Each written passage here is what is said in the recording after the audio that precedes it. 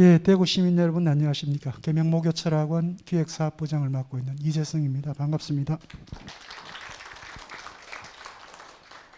예, 오늘은 2022년을 마감하는 830회 시민인문 심포지엄입니다. 먼저 행사 전에 저희 목요철학원 백성균 원장님의 짧은 인사말 듣고 진행하도록 하겠습니다. 안녕하십니까, 백승균입니다. 방금 이재승 교수가 말씀하신 대로 2022년 오늘로서 인문포럼은 끝이 납니다. 정말 끝까지 참여해 주신 시민 여러분들 너무나 자랑스럽고 고맙습니다. 이게 대구의 정신적인 힘입니다. 물론 모든 사람들이 다 그렇게 인정을 안 하는지는 모르지만은 가장 무력한 것이 또한 강력한 힘을 가지고 있는 것이 문하고 인문학이라고 생각합니다. 아무쪼록 이런 마음을 저희들과 함께 가져주시길 바랍니다. 특히 오늘 두 분 선생님 좋은 주제를 갖고 이 자리에 서게 됩니다마는 성경에 대한 연극 구조적인 분석이라는 그런 제목, 그런 발상은 80이 넘도록 처음 들어보는 것 같습니다. 연극 구조적으로 한번 밝혀보겠다 하는 것이 원명수 교수님의 뜻인 것 같습니다. 김영식 선생님 일제치하에 얼마나 많은 큰 고통을 우리들이 당했는지를 한 객관적인 사실을 통해서 오늘 저희들에게 말씀해 주신다고 합니다. 기대가 큽니다. 아무쪼록 이런 인문학 포럼은 이제 끝나지만은 계속해서 관심 가져주시고 저희들이 못다한 또 생각 못한 것은 오늘 소박하지만 간담회 자리에서 많은 제안을 해 주시길 바랍니다. 많은 준비를 못했지만은 우리의 마음만은 풍부합니다. 늘 건강하시기를 빌면서 인사 말씀 대신할까 합니다. 감사합니다. 예, 오늘 830회 시민인문 심포지엄 첫 번째 발표를 해주실 원명수 선생님을 여러분에게 간단하게 소개를 드리겠습니다. 연세대학교 이공대학 토목공학과를 졸업하셨고요. 이후에 중앙대학교로 또 편입하셔서 중앙대학교 대학원 국어국문학과에서 석사 및 박사학위를 취득하셨습니다. 호건총신신학대학원도 졸업을 하셔서 목사 안수를 받으셨고요. 그동안 계명대학교에서 오랫동안 재직하시면서 많은 일들을 하셨습니다. 학생처장, 도서관장, 한국학연구원장, 신문사 주간, 방송국장 등을 두루 역임을 하셨고요. 연극협회 대구 지회 이사 및 감사 역임하셨습니다. 현재 계명대학교 국어국문학과 명예교수로 계시고요. 극단 1972 예술감독 및 은혜교회 협동 목사로도 또 활동을 하고 계십니다. 많은 저서와 논문들을 갖고 계십니다만 대표적으로 한국희곡의 희극성 연구 국학자료원에서 2008년에 나온 저술이 있고요. 지혜로운 인간의 세 가지 조건이라고 하는 저서를 경진출판사에서 2010년에 세상에 내놓으셨습니다. 오늘 성경에 대한 연극 구조적 분석이라고 하는 매우 독특한 주제를 가지고 강연해 주실 원명수 교수님을 연단에 모시겠습니다. 큰 환영의 박수 부탁을 드립니다.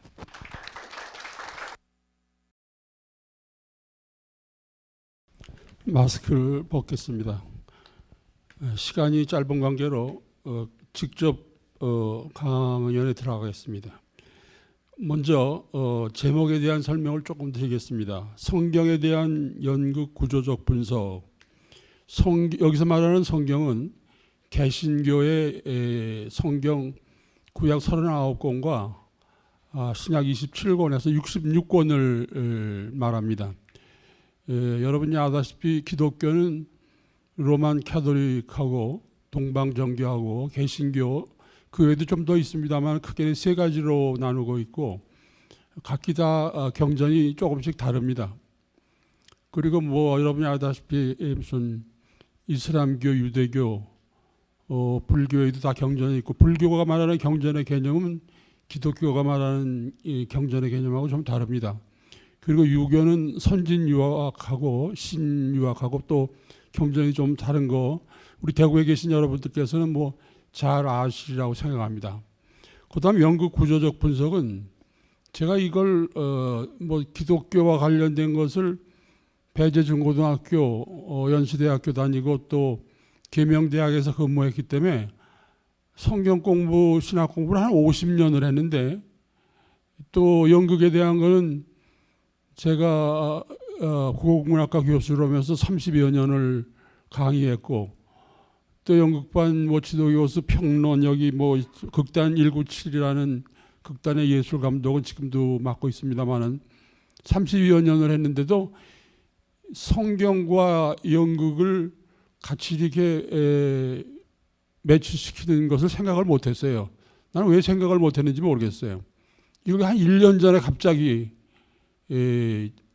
성경을 연극학적으로 한번 연구하면 재밌겠구나.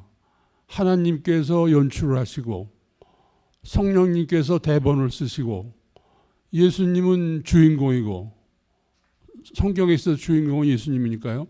그리고 그런 사실을 다 성경 내에 신학적으로 다 그런 말이 나오니까요. 여기 교회 다니시는 분도 계시고 안 다니시는 분도 계시겠지만 그거 괜찮겠다 하는 생각을 했어요. 그리고 특별히 제가 이걸 연구하게 된 이유 중에 하나는 꼭 기독교인만을 위한 것이 아니에요.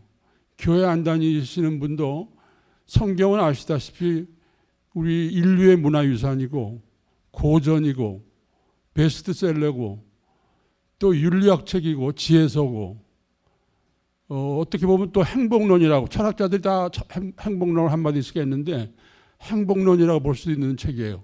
그렇기 때문에 저는 이걸 뭐 기독교인을 위해서 쓴 책이라기보다는 기독교를 모르는 사람들을 위해서 썼다 이렇게 생각도 해보고 기독교도 하나의 성경이 하나의 책이니까 종교의 경전을 떠나서 누구나 읽어야 되는 어떻게 보면 베스트셀러라고 볼 수도 있어요.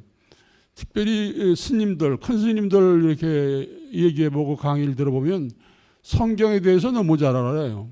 그리고 몇 번씩 읽으셨고 그래서 꼭 기독교 신자가 아니더라도 목사나 신부가 아니더라도 성경을 우리가 상식적으로 읽어야 되는 책이다 이런 생각을 해서 분석하기로 이렇게 마음을 먹었습니다.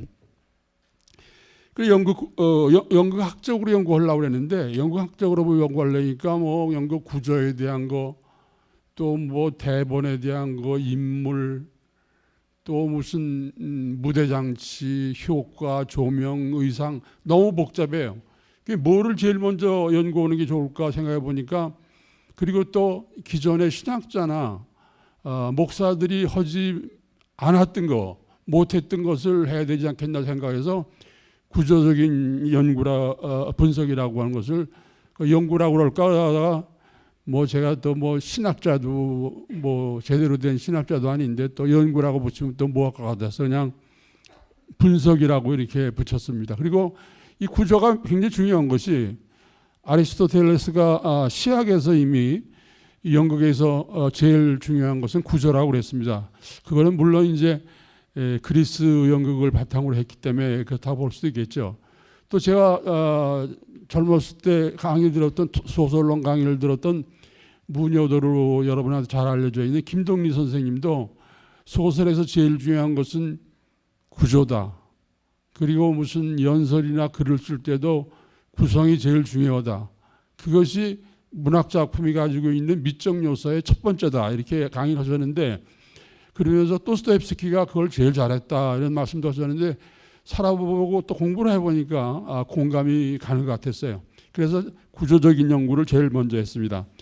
여기 연극 구조적 분석의 연극학 이론을 해놨는데 이런 거 복잡하게 얘기하면 전문적인 걸 얘기하면 어려울 것 같아서 복잡할 것 같아서 여러분이 중고등학교 국어 시간에 다 배운 거 발단, 상승부, 절정부. 절정부는 절정 하나로 할 수도 있고 위기 플러스 절정으로 할 수도 있고 그다음에 하강, 대단원. 연극은 3부 구조로 보기도 하고 4부 구조로 보기도 하고 5부 구조로 보기도 하지만 성경책은 워낙 큰 책이기 때문에 5부 구조로 이렇게 보기로 했습니다. 기존의 그 목사나 신학자들 가운데 이렇게 성경 전체를 어떻게 구조적으로 이렇게 나눠서 이렇게 쉽게 설명할 수 있는 방법은 없을까 하고 머리를 쓴 사람들이 몇 사람이 있었어요.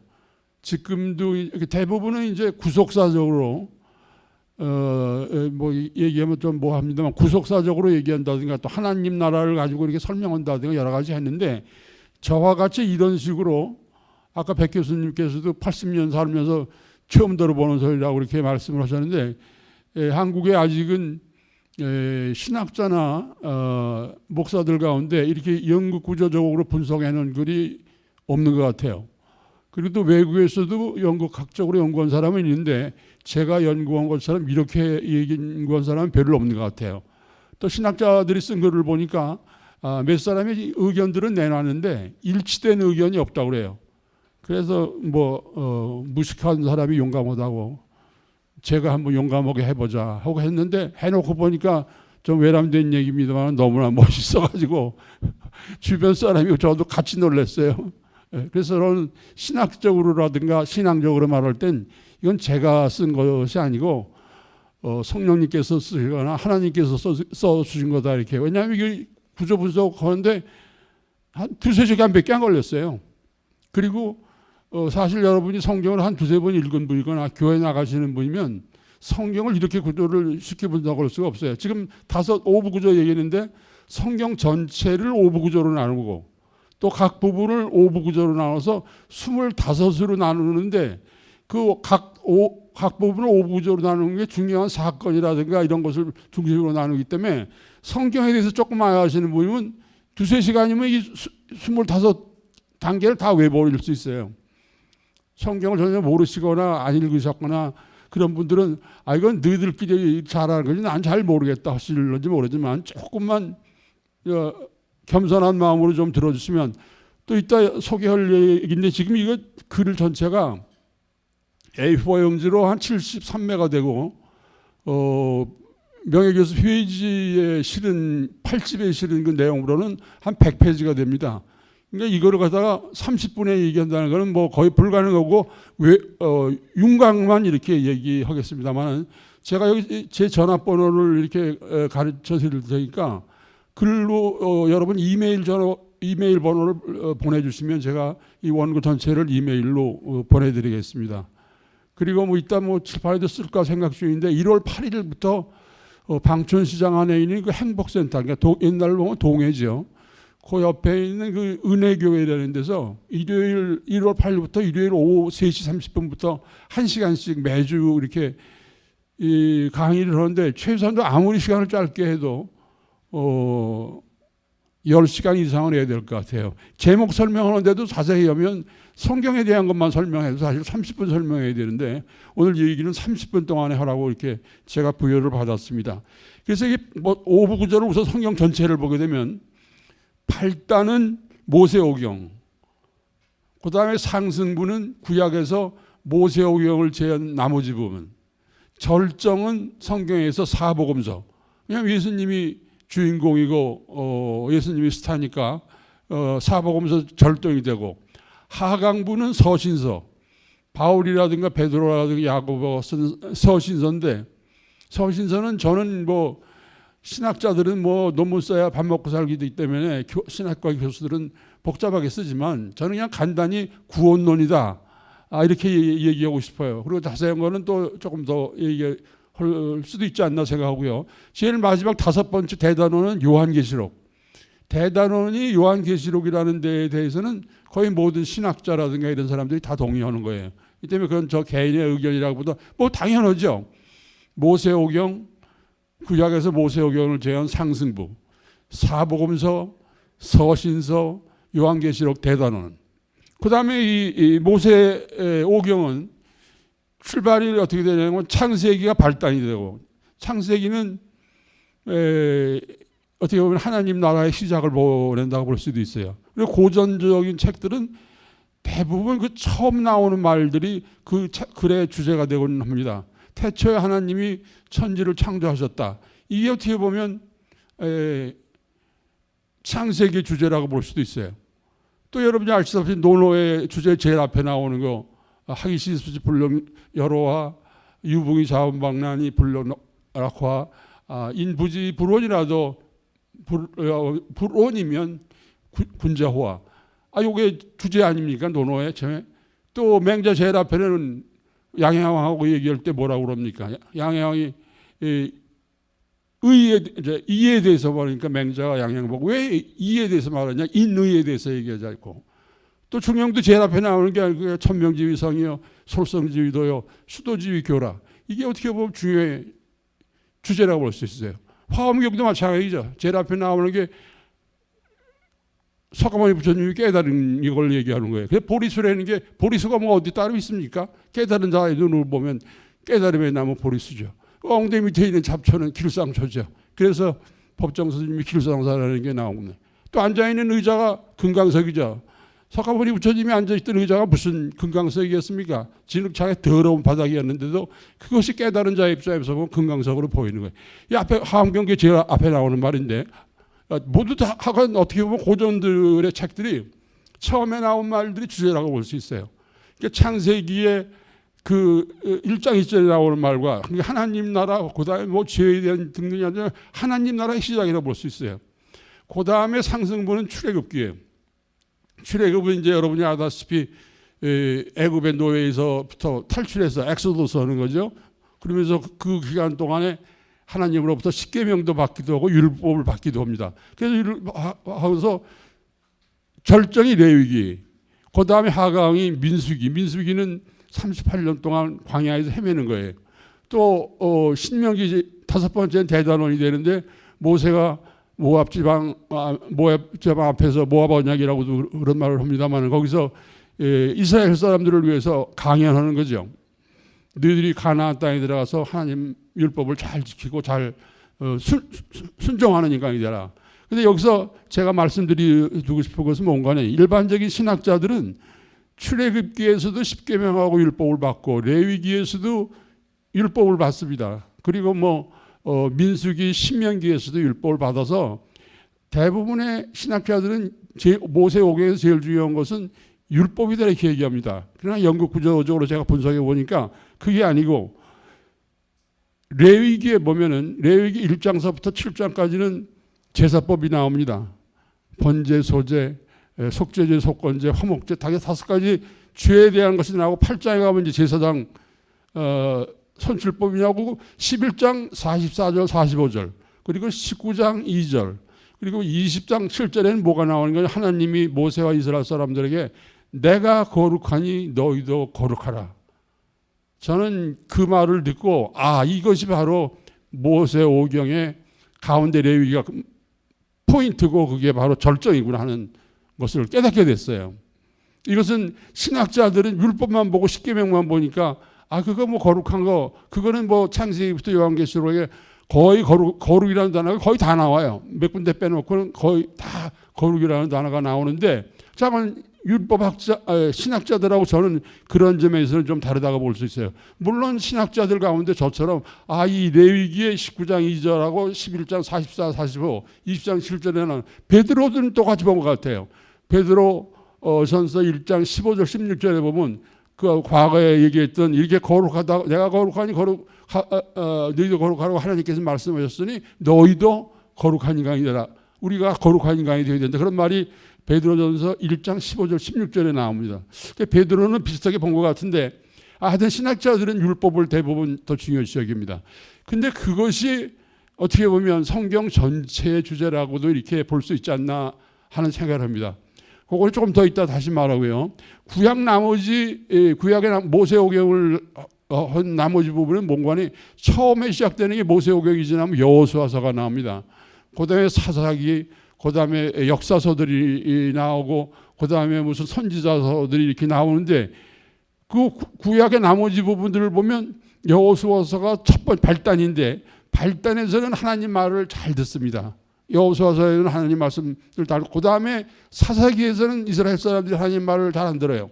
그래서 불행해지니까 하나님이 사사를 보내서 또 이렇게 좀 구원해 주시고 그 다음부터는 뭐 사울, 다윗, 솔로몬, 열왕기 이런 게 왕들이 나오는데 근데 이 사람들은 전부 들쑥날쑥해요. 한때는 잘 믿었다, 잘 순종했다, 아니면 반발했다, 반복이 되는데 이것이 바로 내가 보기에는 상승 구조가 아닌가 이렇게 생각합니다. 그리고 절정은 뭔고 하니 BC 722년에는 아수르에게 북이스라엘이 망하고 남유다가 BC 586년에 망하게 되는데 먼저 망하는 것이 북이스라엘이 먼저 망하죠. 이것을 위기, 절정은 뭐가 되는 거 하니 남유다가 망하는 BC 586년 이걸 절정으로 봤어요.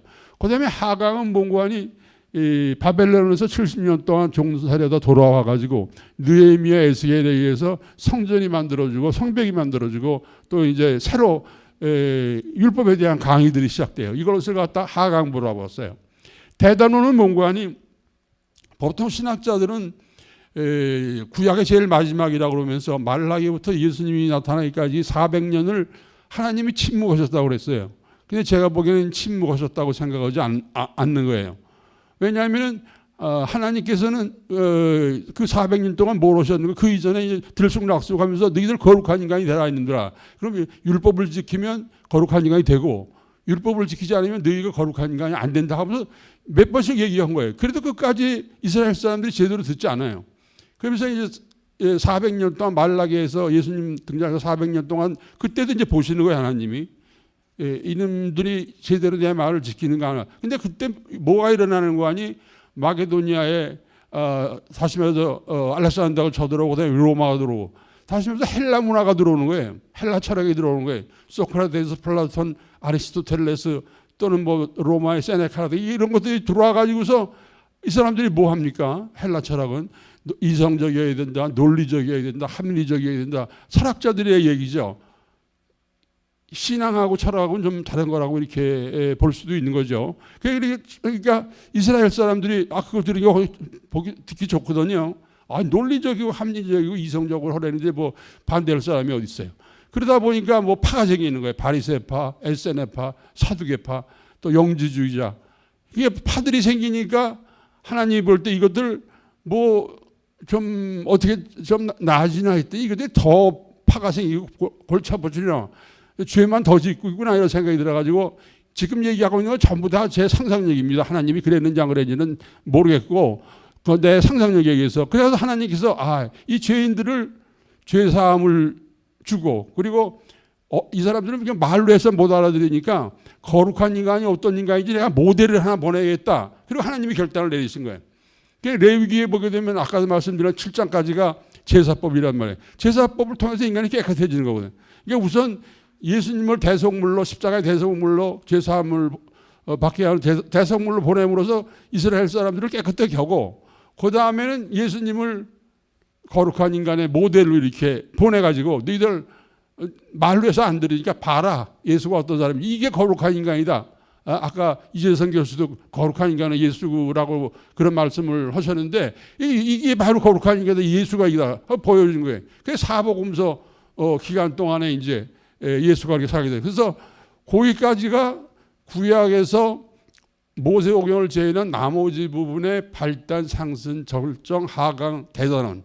그 다음에는 이제 사복음서가 성경 전체에서는 절정인데 그것을 또 다시 다섯으로 나눈다면 예수님의 탄생 이것이 어떻게 보면 발단이라고 볼 수 있고 그러면서 성장하고 뭐 지혜로워졌다고 하는 누가복음의 얘기까지를 어떻게 보면 발단이라고 볼 수 있고 그 다음에 상승부는 뭔가 아니 마태복음 4장 17절에 나와 있는 회개하라 천국이 가까이 왔느니라 라고 시작하는 복음 전파 예를 들면 산상수훈이라든가 그게 왜 예수님의 많은 좋은 말씀하신 거 또 예수님이 자기가 삶으로 다 어떻게 살아야 거룩한 인간인가를 보여주셨고 또 예수님에 대한 그 명칭들이 여러 가지가 나오잖아요. 그리스도니 뭐 임마누엘이니 양의 문이니 포도나무니 하면서 많은 것, 새 포도나무니 많은 것들이 나오는데 이런 명칭을 통해서 거룩한 인간이 어떠한 존재인가를 보여주는 거예요. 이것이 상승부예요. 그리고 절정은 뭔가 하니 예수님 이게 절정은 위기하고 절정하고 둘로 나눠서 본다면 위기는 예수님이 십자가 매달려 죽는 것이고 절정은 예수님이 부활하는 거예요. 이 절정이. 그러니까 사람들이 뭐 어떤 목사들은 기독교는 뭐 믿음의 종교다, 소망의 종교다, 사랑의 종교다 하면서 어떤 사람은 뭐 십자가의 종교다, 또 부활의 종교다 이런 식으로 잠깐 십자가와 부활을 어떻게 보면 절정이라고 볼 수 있죠. 하강은 뭔가 하니 예수님이 40일 동안 계시면서 제자들을 다시 도닥이는 거예요. 제자들은 예수님이 죽어버리고 그러니까 이제는 다시 업으로 돌아가고 옛날 모습으로 다시 돌아가는 거예요. 아이고 예수라는 사람 내가 믿고 살았는데 별거 아니구나. 그래서 예수님이 다시 오셔서 40일 동안 도닥이는 거죠. 고기 잡는 데 베드로 고기 잡는 데 가서 야 거기다 그물 던지자면 일로 해봐라 해서 고기도 잡고 같이 구워 먹기도 하고 또 베드로한테 무슨 얘기를 합니까? 네가 나를 사랑하느냐 하면서 3번이나 묻습니다. 그러고 난 다음에 네가 가서 내 양을 치라 이렇게 말씀을 하시는데 그게 하강부예요. 40일. 그러면 대단원은 뭐냐? 예수님이 다시 하늘에 올라가서 하나님 우편에 앉아 계시면서 우리를 위해서 중보 기도하시고 또 재림을 하실 때까지 기다리고 앉아 계신 게 이게 사복음서의 어떻게 보면 그 대단원이라고 볼 수 있어요. 그 다음에 서신서가 성경 전체의 하강부라고 볼 수 있는데 이 서신서에 있어서 발단은 제일 앞에 나와 있는 성령님이 오순절날 성령님에 의해서 교회가 시작되는 거예요. 이게 발단이라고 볼 수 있어요. 그 다음에 상승부는 뭐냐? 그러면 이렇게 아까 구원론이라고 그랬는데 구원받기 위해서는 로마서가 이제 제일 앞에 나오는데 일반적으로 뭐 대부분의 신학자들이 로마서에 대해서는 이신칭의가 주제라고 이렇게 믿음을 통해서 의로운 인간이 된다는 거죠. 뭐 의로운 인간이나 사랑스러운 인간이나 기독교는 사실상 따지고 보면 다 마찬가지예요. 예수님이나 바울이나 요한이나 사용하는 용어가 조금씩 이제 다를 뿐이에요. 좌우간 믿음을 통해서 그리고 또 하나는 고린도 전서가 또 난 중요하다고 생각해요. 고린도 전서는 여러분이 아는 분은 알겠지만은 바울이 고린도 교회에 여러 가지 문제점이 있는 것을 갖다가 보고서 이제 편지를 쓴 거예요. 그리고 12장에서는 마지막에서 31절에 내가 너희들이 아주 귀중한 것을 보여주겠다 그러면서 13장에 사랑에 대한 얘기를 쭉 해요. 그리고 13장 4절서부터 7절까지가 사랑이란 하면서 15가지 덕목 이것이 거기서 나오는데 그래서 나는 상승부를 뭐라고 보는 거 아니? 로마서하고 고린도전서 그러면서 로마서의 1장 17절 그리고 고린도전서에서는 13장 4절서부터 7절 그리고 절정은 어딘가 하니 갈라디아서가 그 다음에 나오는데 갈라디아서에 뭐가 나오면 여러분이 아시는 분은 알겠지만 성령의 9가지 열매가 나오는 거예요. 결국 우리가 구원의 문제에서 성령의 9가지 열매가 맥시멈이고 어떻게 보면 절정이라고 이렇게 볼 수 있죠. 이것이 이루어지면 이제 제대로 된 기독교인이 되는 거죠. 신학자들은 그런 말을 해요. 바울이 성령의 9가지 열매에서 9가지를 얘기했지만 실제로는 그것보다 더 많은데 그냥 9가지만 얘기한 거다 이렇게 말하기도 해요. 그게 절정이에요. 그다음 하강부는 뭔가 하니 그래 믿음과 사랑으로 그래 구원받아서 거룩한 인간이 된다고 하자. 근데 니들은 말로만 그렇게 하면 되겠냐. 실천을 해야지 하면서 야고보서에 보면 실천을 더 강조하는 게 나오고 그래도 또 히브리서에 보면 야 그래도 뭐 믿음이 중요한 것이지. 근데 신학자들은 뭐 진정한 믿음은 결국 실천을 수반하는 거기 때문에 믿음을 얘기하는 바울의 얘기와 야고보의 얘기는 다른 것이 아니다. 또 로만 카톨릭에서는 행위를 더 중요시 여기고 개신교에서는 믿음을 더 중요시 여기는데 이것을 서로 상반된 거로 보지 말고 믿음을 충실히 하다 보면 결국 행위가 되니까 서로 뭐 배척되는 그런 것으로 보지 말자 이렇게 말하는 신학자도 있어요. 좌우간 그게 하강이 돼가지고 제일 나중에 나오는 게 뭔가 하니 베드로 후서에 나오는 신성한 성품. 결국 신성한 성품이 돼야 되고 그리고 그 요한 1서 4장 요한 1서의 4장 8절과 16절에 나오는 하나님은 사랑이십니다. 하나님이 사랑이십니다라고 신성한 성품이 결국 서신서의 결론이다. 대단원이다 이렇게 저는 본 거예요.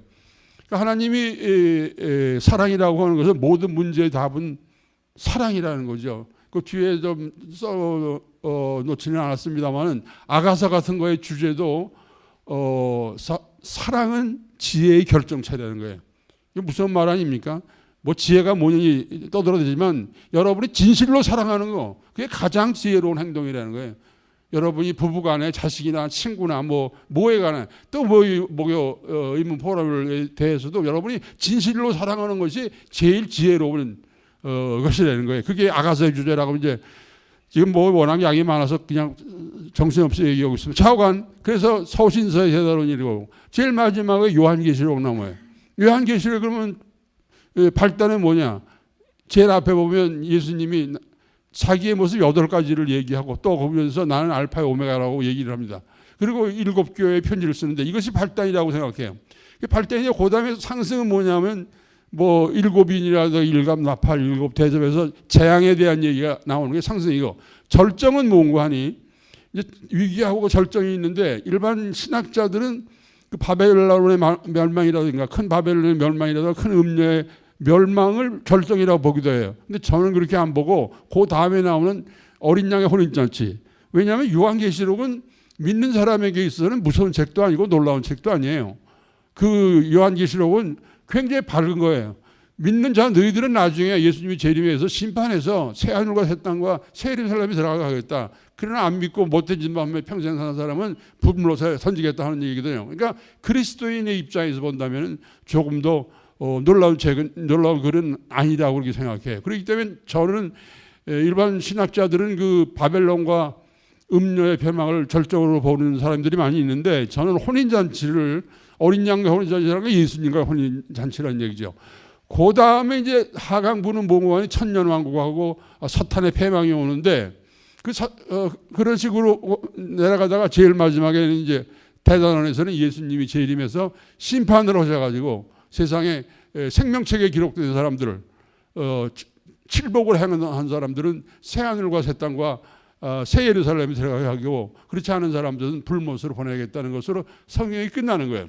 그러면서 지금 제가 얘기한 일맥상통하게 흐르고 있는 것은 바로 거룩한 인간이 되라는 것이라는 거예요. 그리고 지금 오늘 발표문에 이렇게 써놓은 내용은 창세기에서부터 요한계시록까지 그 거룩한 인간들의 모습이 어떻게 나와 있는가 하는 것인데 여기엔 뭐 시간이 지금 없어서 저 얘기를 못하지만 거룩한 인간들의 모습을 이렇게 쭉 써놨습니다. 그 제일 중요한 게 뭔가 하니 예수님의 모습이에요. 예수님의 말씀에 거룩한 인간이 어떠한 인간인가 숨어 있다는 거예요. 그리고 예수님의 삶 속에 거룩한 인간이 어떤 인간이 숨어 있다는 거예요. 또 예수님을 부르는 칭호에 거룩한 인간의 모습이 들어있다는 거예요. 시간 관계에서는 제가 다 얘기를 할 수가 없고 거룩한 인간의 결국 표모대로 예수님을 들을 수 있는데 그럼 예수님은 어떤 분이냐? 물론 예수님이 이 세 가지 관점에서 보면 수십 가지 얘기로 예수님이 어떤 분이라고 얘기할 수 있지만 시간 관계상 세 가지만 얘기하겠어요. 첫째는 예수님은 겸손한 분이라는 거예요. 둘째는 예수님은 평등의식을 가진 분이라는 거예요. 세 번째는 예수님은 사랑을 실천하신 분이라는 거예요. 겸손한 분은 여러분이 뭐 그렇게 볼 수도 있고 안 볼 수도 있지만 신학적으로 보면 하늘에서 하나님의 아들로서 땅에 이렇게 내려와서 말구육과 태워서 또 제자의 발을 씻기시고 또 나귀를 타고 예루살렘 성에 들어가셔서 아무 죄도 없으면서 십자가에 매달려 죽으실 때까지 밑으로만 내려온 거예요. 그러니까 예수님 말씀 가운데 마태복음에 보면 그런 말이 많이 나오죠. 20장에 보면 25절, 26절, 28절에 보면 너희 중에 누구든지 크게 되고자 하는 자가 있으면 남을 섬기는 자가 되라. 이게 제가 다녔던 배재중고등학교 교훈입니다. 아펜셀러가 배재 학당을 세우면서 교훈을 그걸 세운 거예요. 너희 중에 누구든지 크게 되고자 하는 자는 남을 섬기는 자다가 너희 중에 누구든지 으뜸이 되고자 하는 자는 너희의 종이 되라 그랬어요. 그러니까 예수님이 그 다음에는 자기는 섬김을 받으러 온 것이 아니라 대성물로 섬기러 왔고 대성물로 죽으러 왔다는 게 계속해서 이 겸손에 대한 얘기예요. 그 다음에 평등의식이에요. 예수님은 세리들이나 죄인들이나 창녀나 어린아이나 여자나 그 당대에 여자나 어린아이는 사람 취급을 안 했어요. 출애굽기에도 보게 되면 60만이 나왔다고 그러는데 그 60만 가운데는 어린아이와 여자를 숫자를 헤아린 게 아니에요.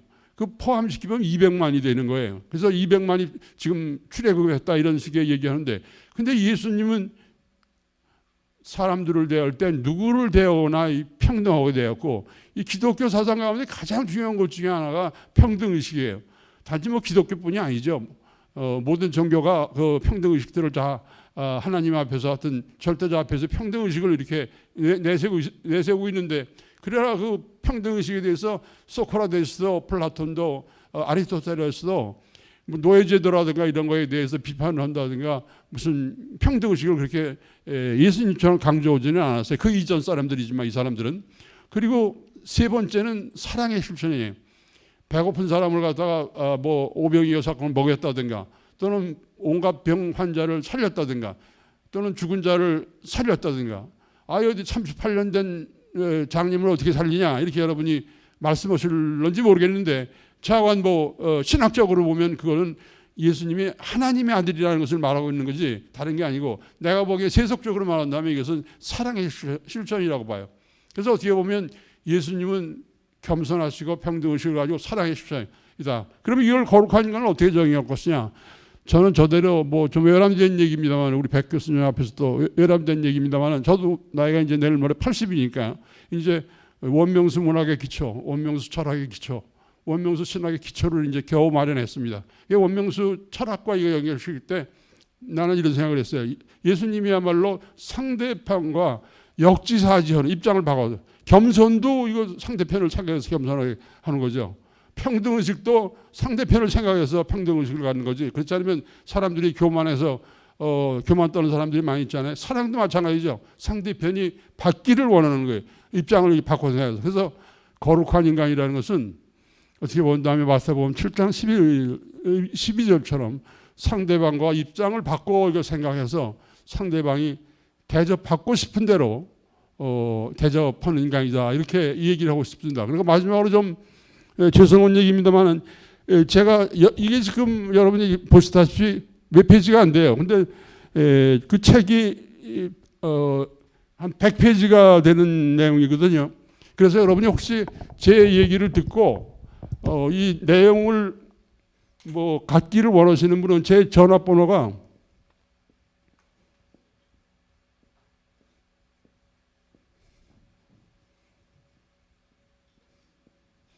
7454이기 때문에 여러분 이메일 번호를 보내주시면, 뭐 전화 오실 거 없어요. 그냥 이메일만 번호 보내주시고, 이름은 뭐 홍길동이라고 해도 좋고 성춘향이라고 그래도 좋고 보내주시면 제가 다 이메일로 그 원고 전체를 보내드리겠습니다. 그리고 제가 1월 18일부터 1월 8일부터 3시 30분에 방천시장 안에 있는 그 옛날 말로 하면 동해죠. 행복센터라고 그러던가요? 행복센터인가 하는 그 옛날 말은 동해예요. 센터 옆에 은혜교회라고 있는데, 여기서 일요일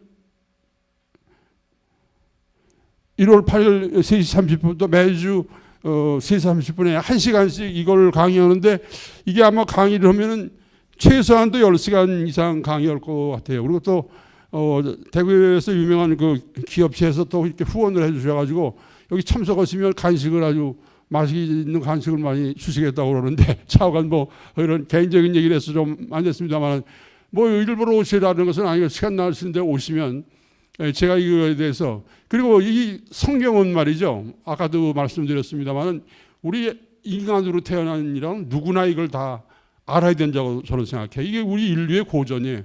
그리고 생각해 보세요. 서양 문명이나 서양책, 여러분 여태까지 뭐 셰익스피어, 괴테 뭐 이런 뭐 발작 이런 문학 작품 하는데, 이게 기독교 모르고는 이해할 수 없는 거예요. 유진 온일의 느린 나무 밑에 욕망이라는 아주 퇴폐적인 연극 때 보이는데, 이것도 기독교에 대한 것이 7번이나 나와요. 그리고 칸트도 기독교에 대한 것을 많이 썼어요. 그래서 요새 칸트가 쓴 기독교에 대한 글이 한국어로 번역되어 나온다는 내가 신문 기사를 한번 본 적이 있는데, 나왔는지 안 나왔는지는 모르겠어요.